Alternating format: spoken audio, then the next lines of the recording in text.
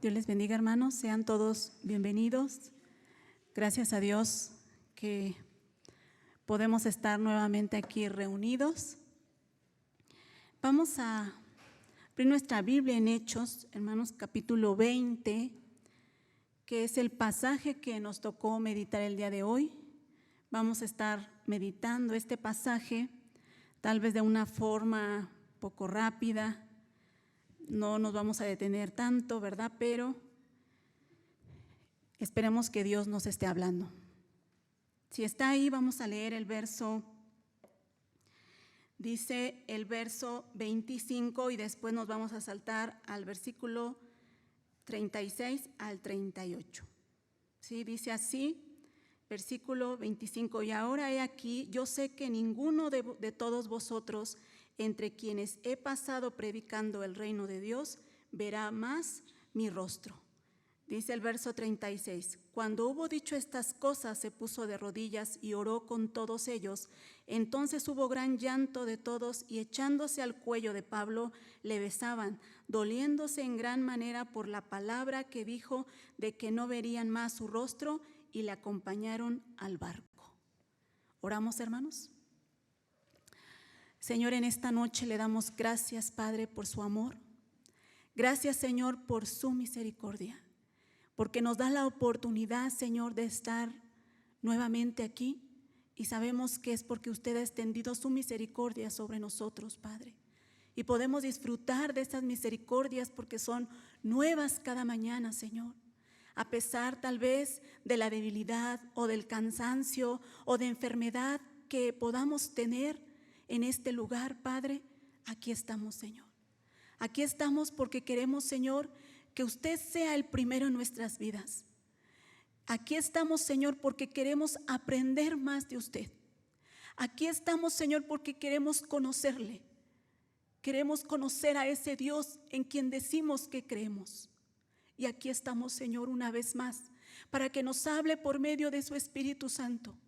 Que sea su palabra, Señor, quien gobierne en este lugar, quien gobierne en nuestros corazones, Señor. Y que el único exaltado, Señor, sea usted. Gracias le damos, Padre. En este tiempo queremos que usted nos hable. En el nombre de Jesús. Amén. Bueno, yo quiero preguntarles, hermanos, que si a usted le dieran a una noticia de que tal vez le queda un año de vida, ¿qué haría? ¿Cómo prepararía su despedida? Yo sé que tal vez Pablo en este tiempo no se está despidiendo porque él sabe que va a morir. Todavía falta tiempo. De hecho, para llegar a Roma todavía faltan 2 años y medio más o menos para que él llegue a Roma, que es lo que nosotros vamos a estar meditando enseguida. Y después de ahí, bueno, tal vez ya no se sabe qué pasó con la vida de Pablo, ¿verdad? O sea, cuánto tiempo permaneció vivo después de lo último que nos habla de Hechos. Pero, ¿qué haría usted, hermano? ¿Qué haría? ¿Cómo se despediría? ¿En qué aprovecharía ese año? Muchas veces podemos decir, tal vez arreglar asuntos legales, dejar todo en orden, ¿verdad? Para los hijos. Tal vez, no sé, a hablar con los hijos y tal vez darles varias recomendaciones, que es tal vez la mayoría haríamos esto, ¿verdad? Pero yo le preguntaría, hermano, si usted, hablando de los hijos, voy a hablar de esta manera, si usted no enseñó a sus hijos de una manera correcta el evangelio, y usted al final de sus días le pide que busque a Dios, que se porte bien, que haga las cosas correctas, esa persona o ese hijo, cuando usted parta, ¿cree que va a hacer las cosas correctas? No. Lo más probable es que no. Aunque usted se lo pida tal vez en el último momento, cuando usted ya está partiendo. ¿Por qué? Porque, hermanos, una vida se construye desde que el hijo está pequeño. Se va construyendo poco a poco, ¿uno tiene también que enseñarle con el ejemplo? Yo creo que sí. No solo son palabras, sino es el ejemplo de vida. Pero también puede ser que aunque uno le haya dado ejemplo y le haya hablado, bueno, si el hijo escogió un mal camino, eso también es otro lado, ¿verdad? Vamos al capítulo 20, hermanos. No voy a tocar, o sí voy a tocar todas las historias, pero algunas no las voy a leer del todo, porque si no sería mucho tiempo, hermanos.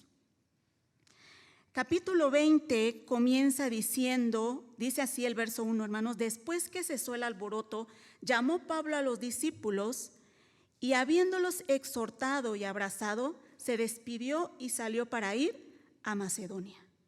Aquí Pablo, después de que cesó, ¿qué alboroto? ¿De qué nos está hablando? Tendríamos que saber la historia anterior, ¿verdad? Que hubo un alboroto ahí en Éfeso, pero entonces dice que después de que esto termina, Pablo les exhorta, los abraza y se despide y sale a Macedonia.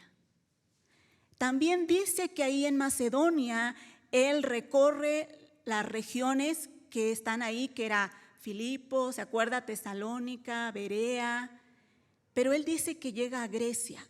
¿Dónde es Grecia? Corinto. Y ahí dice que pasa con los hermanos 3 meses.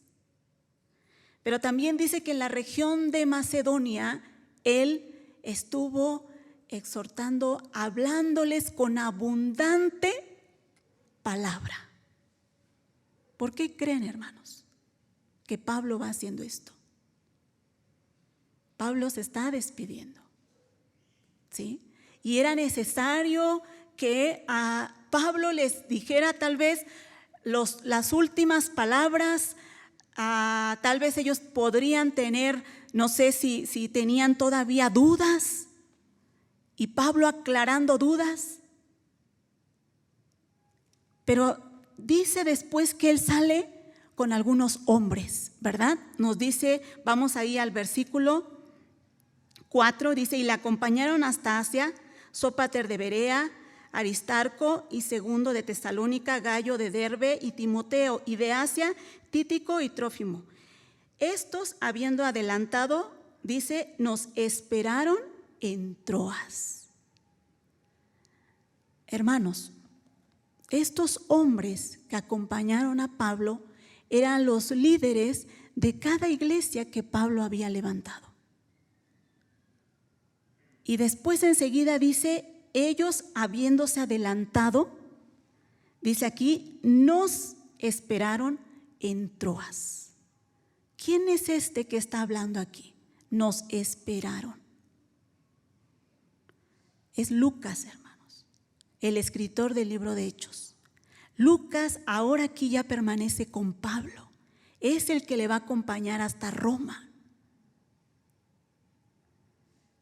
Entonces, hermanos, ¿qué podemos nosotros aprender de lo que nos está hablando la Biblia en esta parte? Vemos aquí que Pablo no solamente fue como alguien que evangelizó y dejó las almas. ¿Hay que ellos sigan? No.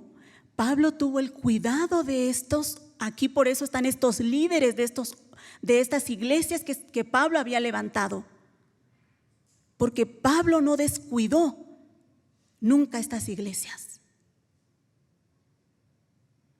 Ahora nosotros muchas veces podemos ver campañas que se hacen y ¿cuánta gente se convirtió? ¿O cuántas personas hicieron la oración de decisión de aceptar al Señor? Muchas, pero de esas muchas, ¿dónde están? ¿Por qué? Porque no hubo un seguimiento, porque no hubo un discipulado. Pablo no fue así, hermanos. Él siguió con la obra, con el ministerio que se le había encargado. Tuvo cuidado y aun cuando él sabía de algún problema, ¿qué hacía Pablo? ¿Enviaba qué? Cartas. ¿No es cierto? Sí, hermano. ¿Por qué? Si nosotros vamos, no vamos a ir, pero ahí en 2 de Corintios, cuando él habla de todas sus aflicciones, de todo lo que él pasó, ¿Sabe lo que dice al final? Pero sobre todo esto, o sea, todo lo que le había acontecido, lo que más me preocupa es las iglesias.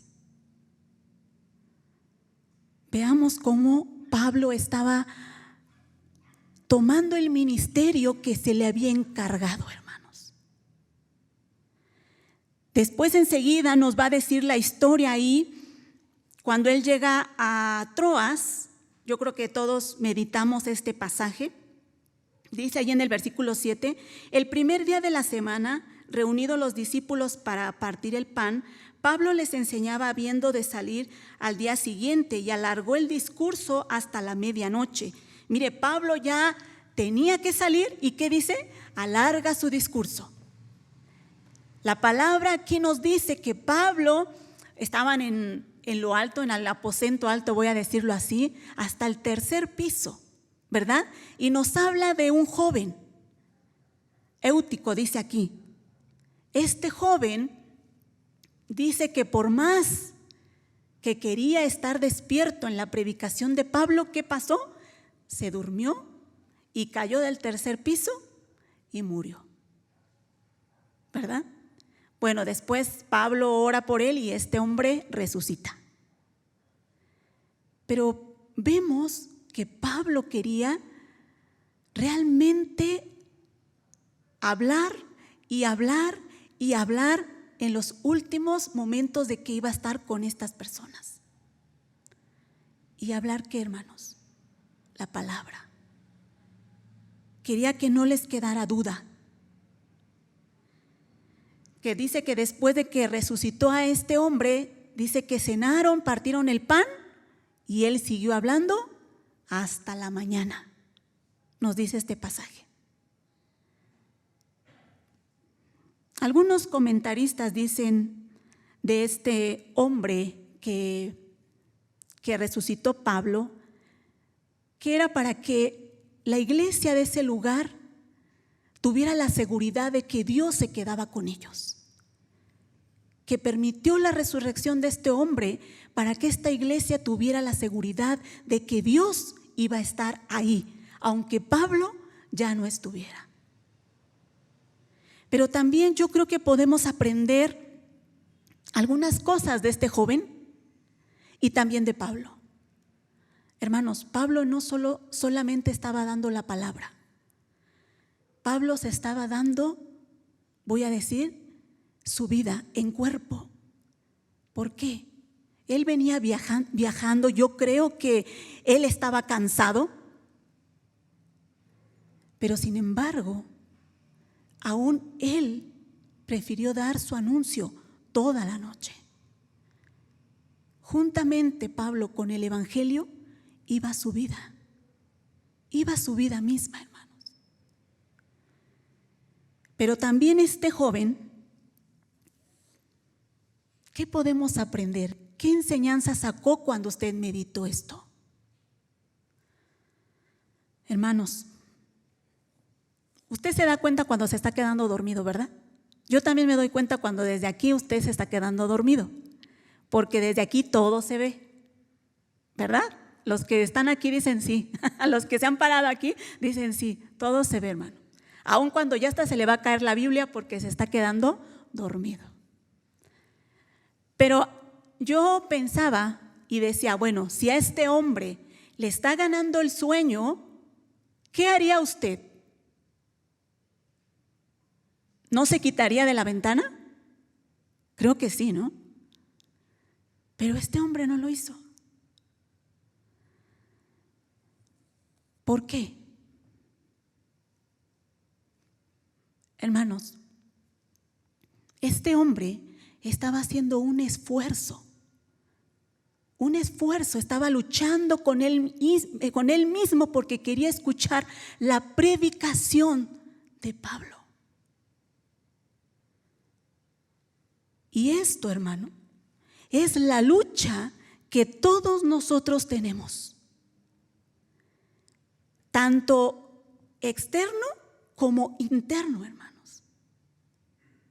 Porque muchas veces no preferimos nosotros tal vez, voy a decirlo así, dormir menos para que yo pueda tener una comunión con Dios.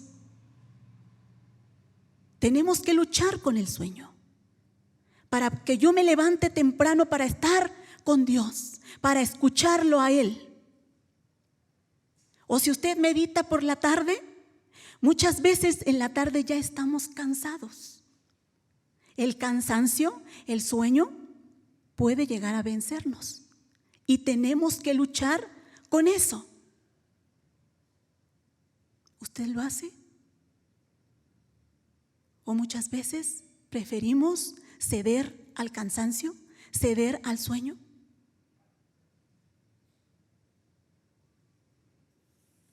Creo que es una enseñanza que todos pasamos en nuestra vida cristiana.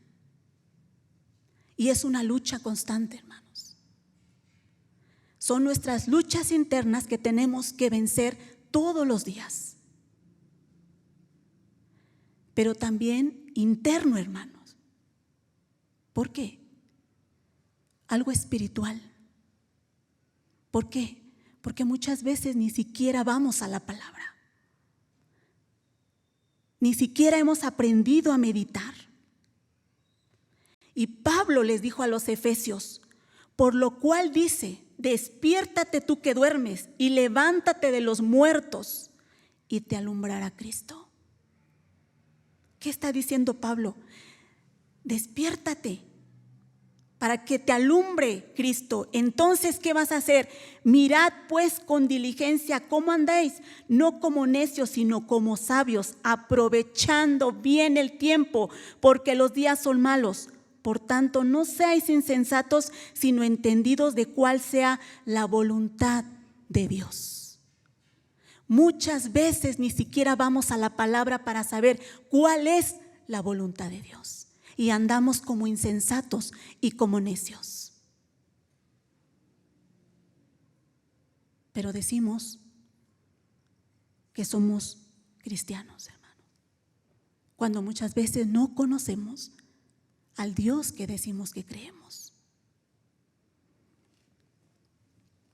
Enseguida de esto, Pablo dice que, bueno, voy a leer el 13, veamos. Le iba a explicar, pero mejor lo vamos a leer. Nosotros, adelantándonos, nos embarcamos y navegamos a Asón para recoger allí a Pablo, ya que así lo había determinado, queriendo él ir por tierra. Hermanos, veamos lo que dice aquí. Dice, nosotros nos adelantamos. ¿Quién eran nosotros? Lucas, con ahora sí todos los líderes que anteriormente nos había hablado. Se adelantaron ellos, pero después dice que ellos vieron a Pablo o se reunieron con Pablo porque Pablo había querido ir por tierra. Yo me puse a investigar esto porque ¿por qué Pablo quiso ir por tierra? Pero algunos comentaristas dicen, o sea, como dan a entender que Pablo aquí está solo, que él se quiso apartar de todos, como para prepararse, puede ser para la despedida que va a tener en Mileto, pero también para prepararse por lo que le iba a acontecer en Jerusalén, lo que venían, las pruebas, las dificultades. Después nos dice el versículo 16, porque Pablo se había propuesto pasar de largo a Éfeso para no, dice, detenerse en Asia, pues se apresuraba por estar el día de Pentecostés, si le fuese posible, en Jerusalén. Hermanos, Pablo ya no quería pasar a Éfeso, entonces llegó a un lugar llamado Mileto y ahí citó a los ancianos de Éfeso. ¿Por qué Pablo no quería entrar a Éfeso, hermanos? Aquí dice porque iba apresurado y quería llegar a la fiesta de Pentecostés, ¿verdad? Pero yo creo que podríamos pensar algo más. Hermanos, si Pablo entraba a Éfeso, Pablo difícilmente iba a dejar esa iglesia. Fue a la iglesia que Pablo le dedicó más tiempo. Y los hermanos seguramente no iban a dejarlo ir. Yo no sé si usted recuerda el alboroto en Éfeso, cuando arrastraron a Gayo y Aristarco. Dice que Pablo quería salir y los hermanos le dijeron: no salgas. Y después nos dice también que unos amigos que Pablo tenía, que eran de las autoridades, dice que le rogaban que no saliera. O sea, la iglesia de Éfeso amaba a Pablo y Pablo amaba a esta iglesia. Y yo creo que dijo: mejor nos vemos en Mileto, en ese lugar, para que no fuera más difícil su despedida. Dice el verso 17: enviando pues desde Mileto a Éfeso, hizo llamar a los ancianos de la iglesia. Cuando vinieron a él, le dijo: vosotros sabéis cómo me he comportado entre vosotros todo el tiempo desde el primer día que entré a Asia, sirviendo al Señor con toda humildad y con muchas lágrimas y pruebas que me han venido por las acechanzas de los judíos. Hermanos, yo dividí este pasaje en 3 partes. Pablo les va a hacer ver el pasado, Pablo les va a hacer ver el presente y Pablo les va a hacer ver el futuro. ¿Sí? Aquí Pablo les está haciendo ver el pasado. Miren, recuerden cuando yo entré, desde el primer día que yo entré a Asia, que yo entré a Éfeso, ¿cómo fue mi comportamiento? Sirviendo al Señor con humildad y con muchas lágrimas y pruebas que me han venido por las acechanzas de los judíos. Ustedes saben cómo fue mi comportamiento. Hermanos, Pablo en realidad no está queriendo ocupar el lugar de Cristo. Pablo no está queriendo que los hombres lo vean a él. Pablo, esa no es su intención. Pablo está poniéndose de ejemplo cómo es una persona que sigue a Cristo. Sirve con humildad, soporta las pruebas y sabe que el evangelio es de lágrimas. Pero ahora, hermanos, ¿por qué Pablo se comportaba así?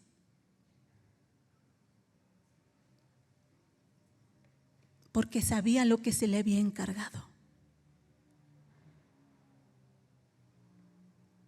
Tal vez no todos nosotros tenemos el llamado de Pablo, hermanos.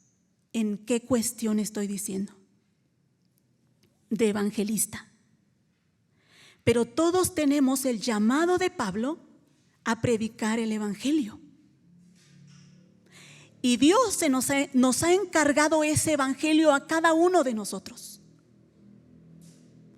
A cada uno, hermanos, nos ha encargado Dios el evangelio. Entonces yo le pregunto, ¿cuánto valora usted el evangelio que se le ha encargado? Porque como usted lo valore, es la forma en que usted va a vivir.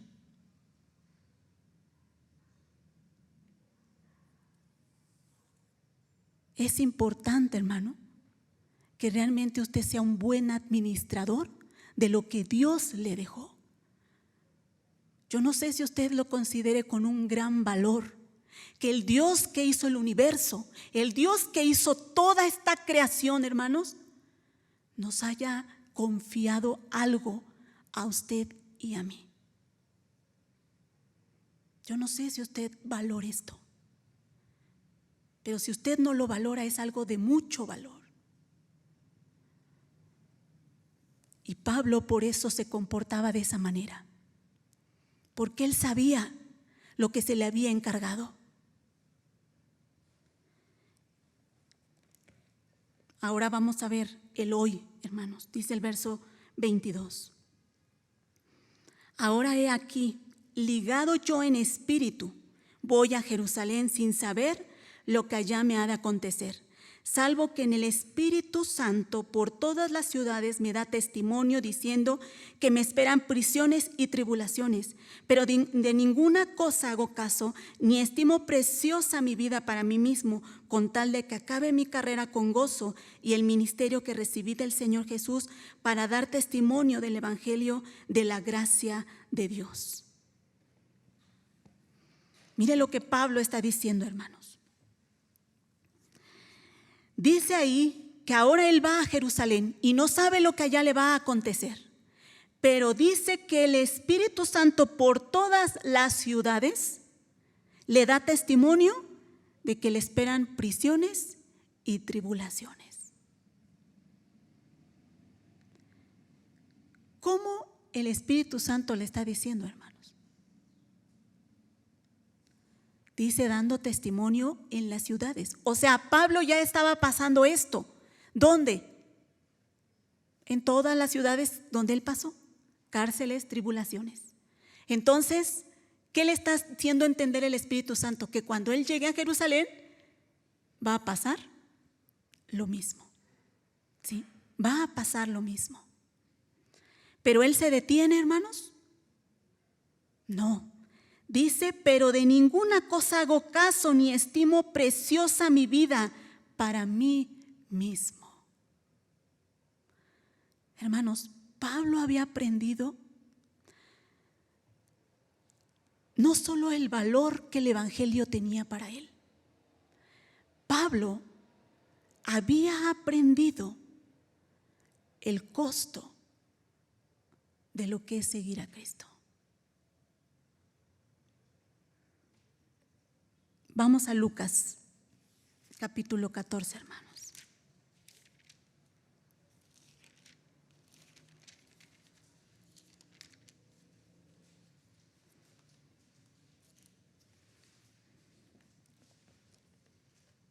Dice así: grandes multitudes iban con él y volviéndose les dijo, o sea, ¿iban con quién? Con Cristo.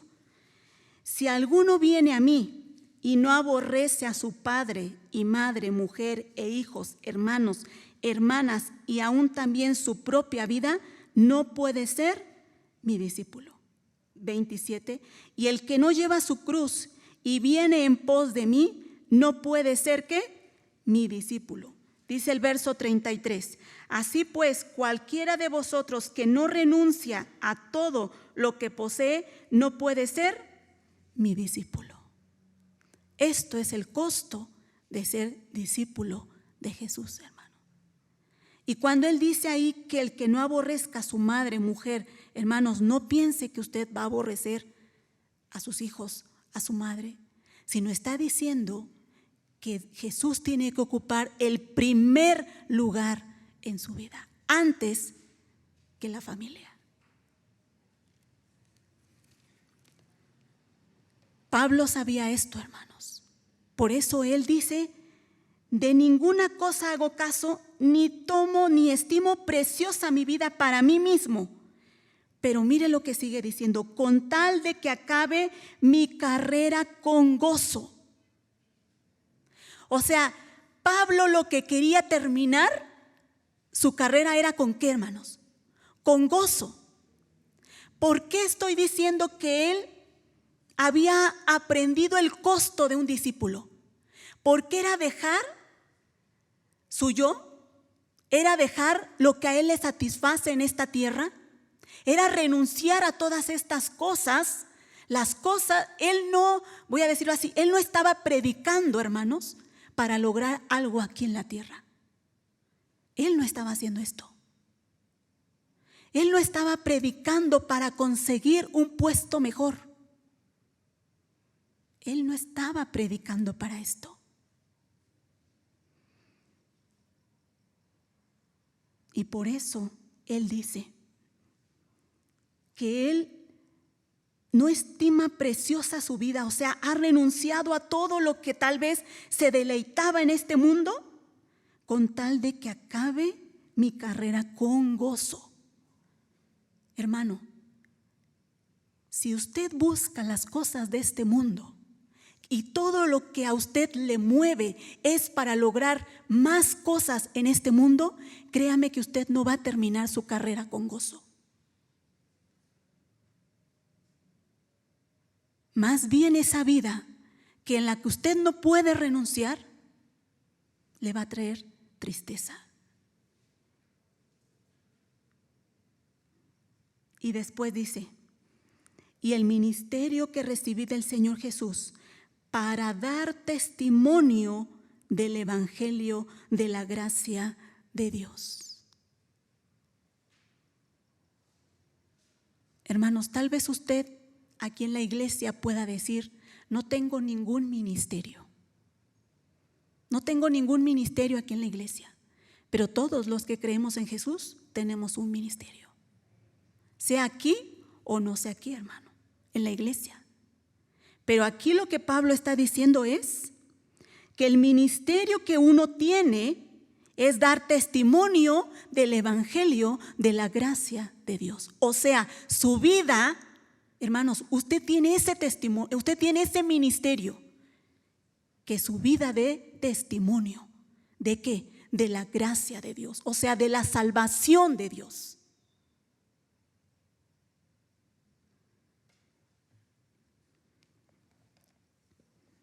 Dice el verso 27. 26 voy a leer. Por tanto, o sea, sabiendo esto, hermanos, yo os protesto el día de hoy, que estoy limpio de la sangre de todos, porque no he rehuido anunciaros todo el consejo de Dios. O sea, Pablo, ¿qué hizo?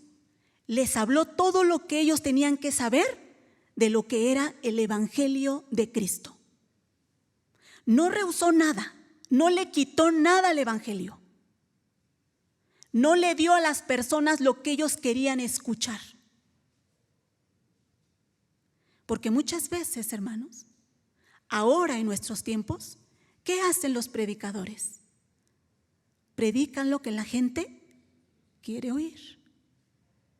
O la gente va a buscar el predicador que predique como a él le place. Pablo dice, no, no es así. Yo les he dicho todo lo que es relacionado al evangelio. Hermanos, esto es muy importante. ¿Por qué? Porque es importante que usted sea alimentado de la palabra de Dios. Por eso el interés de que el que se para aquí enfrente siempre es que usted, ¿qué, hermano? Medite la palabra, lea la Biblia, ¿verdad? Siempre. ¿Y qué interés le da usted a eso? Los domingos se está enseñando, hermanos. Los domingos se está enseñando cómo usted puede meditar la palabra. Pero sin embargo, muchas veces no nos interesa.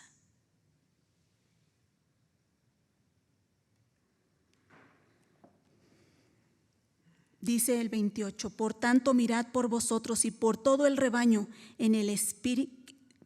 por todo el rebaño en que el Espíritu Santo os ha puesto por obispos, para apacentar la iglesia del Señor, la cual él ganó con su propia sangre. Pablo está haciendo aquí, mirad por vosotros mismos, primeramente, y después mirad por el rebaño. A lo mejor usted dice, pues yo no soy obispo, yo no estoy ahí al frente, pero sí puede ser la cabeza de su hogar, sí puede tener la responsabilidad de su hogar, y es su responsabilidad guiar a esas ovejas o a esa parte de iglesia que tiene en su hogar. ¿Y qué dice Pablo? Hace que primero miren ¿a dónde? Nosotros mismos. Y después vean al rebaño, vean a los de su casa. vea a la iglesia, en caso de los pastores. Pero ¿por qué Pablo dirá primero ustedes? Debe de tener cuidado uno primeramente en su propia vida, hermanos. ¿Por qué? Voy a decirlo así. Si el enemigo tumba la cabeza, hermanos, es bien fácil que tumbe el cuerpo. Le va a ser más fácil. Pero ¿qué pasa cuando una iglesia está firme y un hermano se va de la iglesia? ¿Se derrumba la iglesia? No, ¿verdad que no? No. Por eso dice, primero mírense ustedes. Ustedes que dirigen una iglesia, ustedes que dirigen un hogar, que dirigen una familia, miren primeramente ustedes. Porque después dice que va a venir ataque. Porque yo sé, aquí estamos hablando del futuro, porque yo sé que después de mi partida entrarán en medio de vosotros lobos rapaces que no perdonarán el rebaño. Y de vosotros mismos se levantarán hombres que hablen cosas perversas para arrastrar tras sí a los discípulos, hermano. O sea, Pablo está diciendo lo que va a pasar cuando él se vaya. Se van a levantar personas de afuera y ¿de dónde más? De dentro, hermanos. Y no sabe qué difícil es cuando son de dentro. Hay ejemplos en la Biblia que no voy a ir por el tiempo, hermanos. Hay ejemplos donde el mismo pueblo de Israel quiso apedrear a Josué y Caleb, cuando ellos de parte de Dios estaban hablando.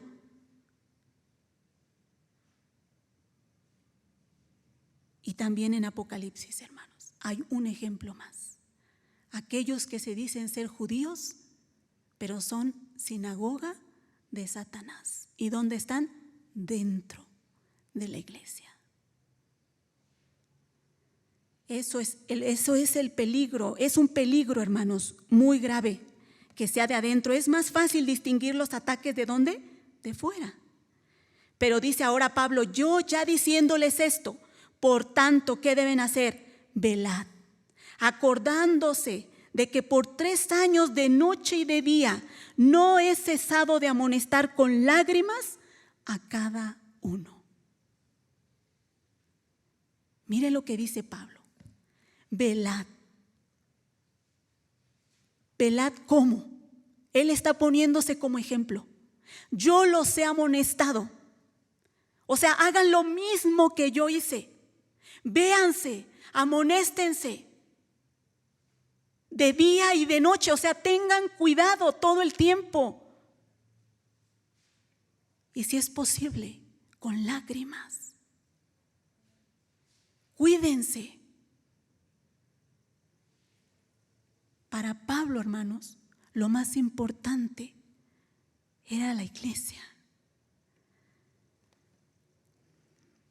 Por eso él dice que él a nadie ha codiciado, ni plata, ni oro. Dice, he trabajado con mis manos. ¿Por qué? ¿Por qué Pablo tuvo que explicar esto, hermanos? Y dice en todo os he enseñado que trabajando así se debe ayudar a los necesitados y recordar las palabras del Señor Jesús que dijo, más bienaventurado es dar que recibir. ¿Por qué Pablo dijo esto? Porque él fue acusado de que él estaba haciendo las cosas por ganancia. Estos fueron los corintios.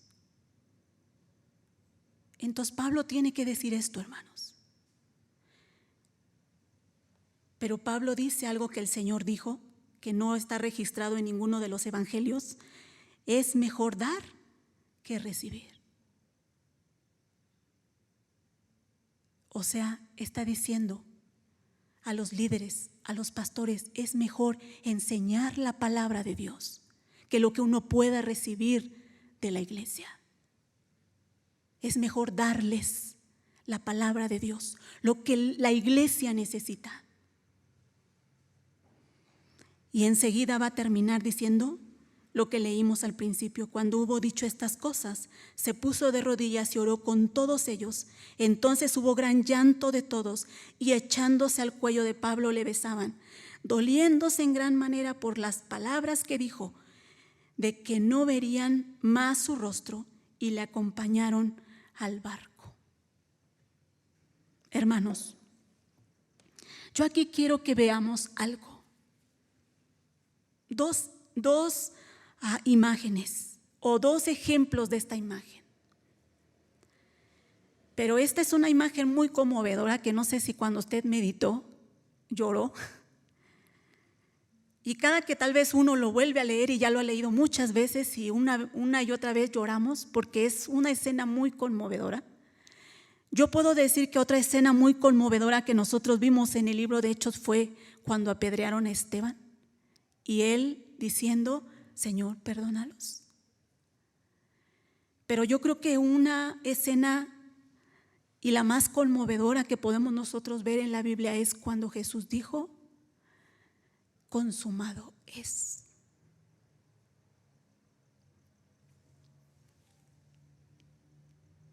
Hermanos, yo creo que aquí, yo quiero que apuntemos a algo, y intencionalmente salté un verso que es con el que quiero que veamos esto, hermanos.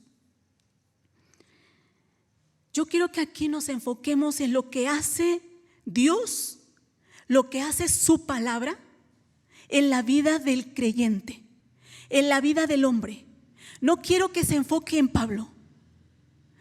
Fue un gran apóstol, pero al principio les dije, Pablo no quiere quitar el lugar a Cristo.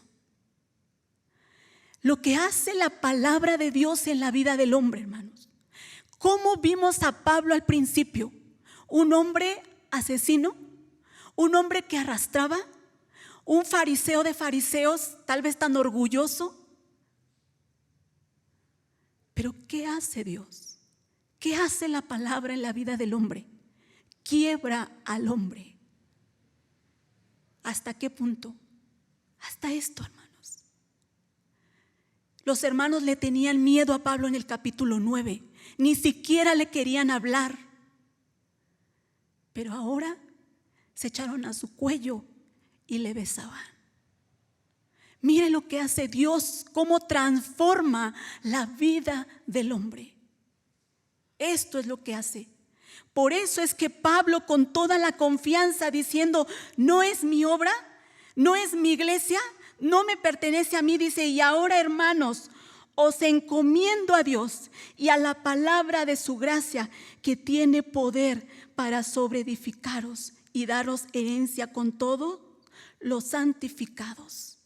Hermanos, Pablo sabía que la obra es de Dios, que es Él el que transforma los corazones de las personas. Por eso es que con toda seguridad, tal vez él se fue triste de este lugar, pero se fue confiando a quién dejaba a la iglesia o las iglesias, a quien le pertenecen, a Dios. Y solamente es Él el que puede transformar las vidas de las personas.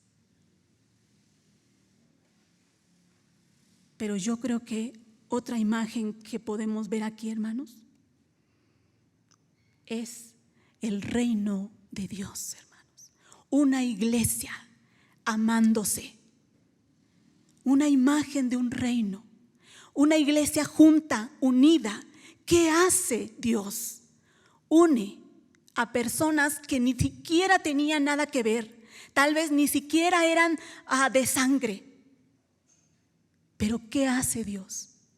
Hace que se amen unos a otros, hasta dar lágrimas, hermanos. Y cuando la Biblia dice aquí: y hubo gran llanto de todos, esto es que ellos continuaron llorando. O sea, nos da a entender que esta despedida duró no poco tiempo, hermanos. Duró mucho tiempo. Porque ellos dicen que continuaron llorando.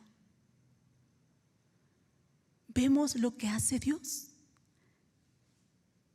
Veamos, Hechos nos habla del reino de Dios, hermanos. Esto es una imagen. Y yo, para terminar, quiero unir todas las historias de lo que ahorita vimos. Empezamos diciendo que Pablo levantó líderes en la primera parte del libro. Levantó esos líderes, pero esos líderes, ¿qué tienen que hacer, hermanos? Tienen que permanecer despiertos, no tienen que dormir. Tienen que estar despiertos como discípulos de Jesús. ¿Tenemos que luchar con este mundo? Sí. ¿Con nosotros mismos? Sí. ¿Para qué? Para mantenernos despiertos, escuchando la voz de Dios. ¿Va a ser necesario apartarnos a solas? ¿Prepararnos como Pablo lo hizo?